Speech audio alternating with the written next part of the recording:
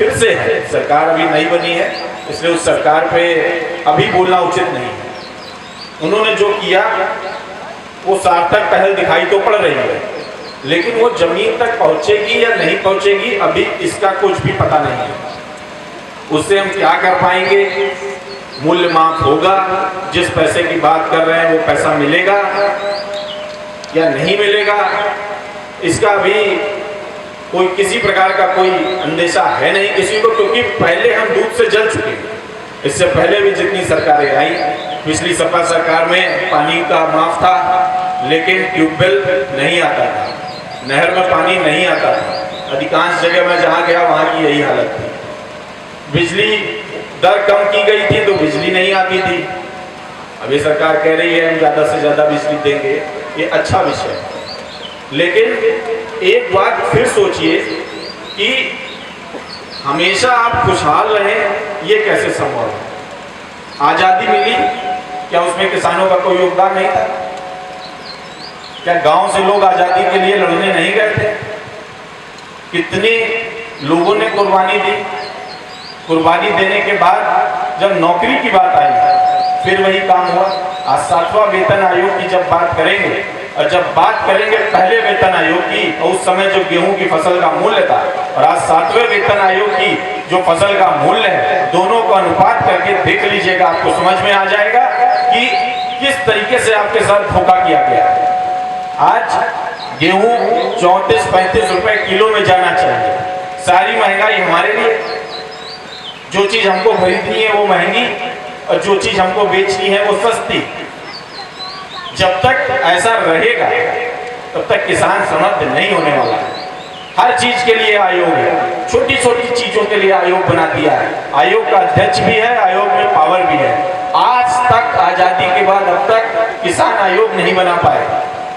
एक किसान आयोग बनाया तो उसमें कोई पावर नहीं है, कोई मतलब नहीं है। संवैधानिक किसान आयोग क्यों नहीं बनाया? आपको किसानों के प्रति हमदर्दी है, संवैधानिक किसान आयोग बनाइए, बाजार मूल्य के हिसाब से तय करिए। इस साल अगर डीजल महंगा हुआ था तो फसल कितनी महंगी होनी चाहिए? इस साल अगर खाद आपने महंगी कर दी या सब्सिडी आपने हटा ली तो फसल कितनी महंगी होनी चाहिए? आप तो ऐसा कुछ सोचते नहीं है, कहते हैं बहुत ज्यादा भार पड़ जाएगा देश पर। तो सारा भार हमारे लिए ही क्यों?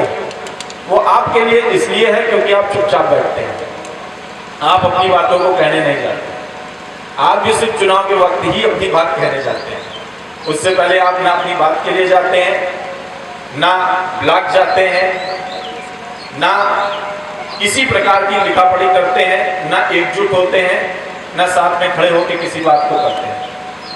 पूर्वोत्तर में महेंद्र सिंह टिकैत साहब का संगठन उत्तर प्रदेश के पश्चिम में थोड़ा सक्रिय रहा, वहाँ उन्होंने कुछ काम भी किया, वहाँ गन्ना किसान खुशहाल भी है। पंजाब में किसान एकत्रित हुआ, पंजाब में किसान खुशहाल रहा। अब वो दूसरी समस्याओं से जूझ रहे हैं, पैसा अधिक हो गया था।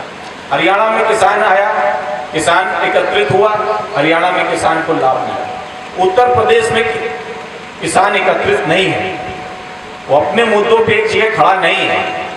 जहां उसकी बात आती है वहां वो लड़ने के लिए खड़ा नहीं है, नहीं जाता है। ये बहुत बड़ी समस्या है, जिसके कारण ना हम लड़ पा रहे हैं और जिसके कारण ना आपको किसी प्रकार का न्याय मिल पा रहा है। हम सिर्फ थाने, पुलिस और पगडंडी के मामलों में उलझ के रह गए हैं और उसी को हथियार बना के हमारा शोषण किया जाता है निरंतर।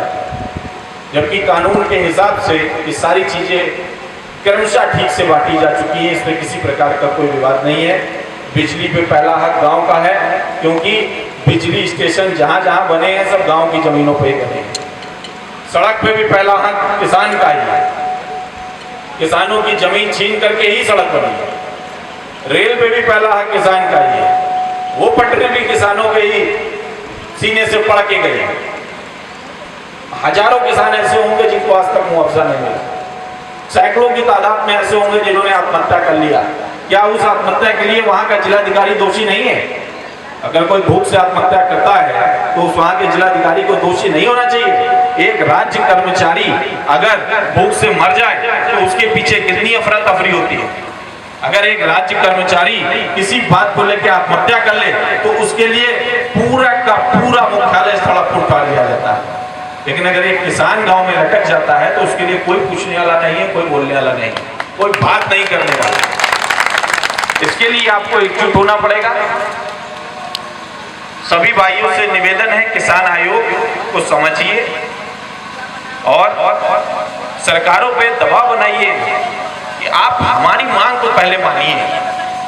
पहले आप जाति और धर्म को छोड़ करके हमारी समस्याओं की मांग को सुनिए और मानिए, जिससे हमारा घर चलता है, जिससे हमको अपनी बेटी की शादी करने के वक्त कर्जा ना लेना पड़े, बच्चे को अच्छी पढ़ाई देते वक्त सोचना ना पड़े। इन सब विषयों पे काम कीजिए। इसी के साथ मैं अपनी बात को समाप्त भी कर रहा हूँ। बहुत लेट हो गया, आज बहुत देर हो गई। सोचा था रास्ता जल्दी कवर कर लेंगे, लेकिन जाम बहुत था इसलिए नहीं हो पाया। अभी शहर गड्ढा मुक्त भी नहीं हुआ है और हाईवे भी नहीं हुआ है। उम्मीद कर रहे हैं 1-2 महीने में अगर आपके पास आएंगे तब तक फिर हो जाएगा ये, ऐसा वादा है हमारी सरकार का। तो इसी के साथ जय जवान जय किसान। और आपको किसी भी प्रकार की कोई समस्या हो, किसी भी प्रकार की कोई बात हो, तो आप चौरसिया जी के माध्यम से, सिंह साहब के माध्यम से